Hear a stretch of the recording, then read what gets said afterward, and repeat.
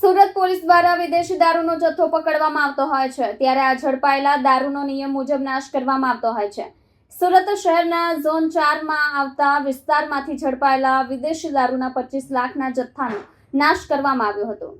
Surat police દ્વારા વિદેશી દારૂનો જથ્થો પકડવામાં આવતો હોય છે, ત્યારે આ ઝડપાયેલા દારૂના નિયમો મુજબ નાશ કરવામાં આવતો હોય છે। સુરત શહેરના ઝોન 4 માં આવતા વિસ્તારમાંથી ઝડપાયેલા વિદેશી દારૂના 25 લાખનો જથ્થો નાશ કરવામાં આવ્યો હતો। ગુજરાતમાં દારૂબંધી હોવા છતાં પરપ્રાંતમાંથી મોટા પ્રમાણમાં વિદેશી દારૂનો જથ્થો ઘુસાડવામાં આવતા હોય છે, ત્યારે સુરત શહેરમાં દમણ, હરિયાણા, રાજસ્થાન, સેલવાસથી ગેરકાયદેસર રીતે દારૂ ઘુસાડવામાં આવતા હોય છે।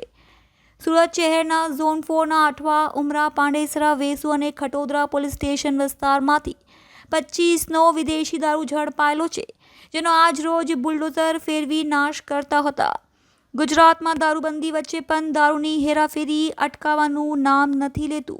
પોલીસ દ્વારા દારૂના જથ્થાને ઝડપી લઈને છાસવારે કાર્યવાહી કરવામાં આવે છે, તેમ છતાં બુટલેગરો દ્વારા દારૂની ખેપ મારવામાં આવતી હોય છે। કેમેરામેન હકીમ શેખ સાથે વસીમ હાસમીનો રિપોર્ટ, આઝાદ ન્યૂઝ, સુરત। આજે 4 નવેમ્બરના રોજ સુરત સિટીના ઝોન 4 વિસ્તારના કુલ 6 થાનાઓ, જેમાં વેસુ, અઠવા, ઉમરા, અલથાણ, પાંડેસરા અને ખટોદરા આવે છે, તો આના કુલ 42 કેસોના 7254 બોટલ, જેની કુલ કિંમત 26,53,893 રૂપિયા છે।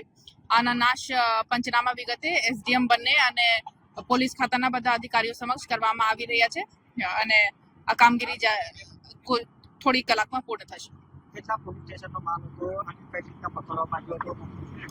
ટોટલ 6 પોલીસ સ્ટેશન છે, અઠવા, ઉમરા, વેસુ, ખટોદરા, પાંડેસરા અને અલથાણ, અને કુલ 42 કેસો છે, અને અલગ અલગ થાનાના અલગ અલગ કેસો છે, જેમાંથી સૌથી વધારે વેસુના મુદ્દામાલ છે।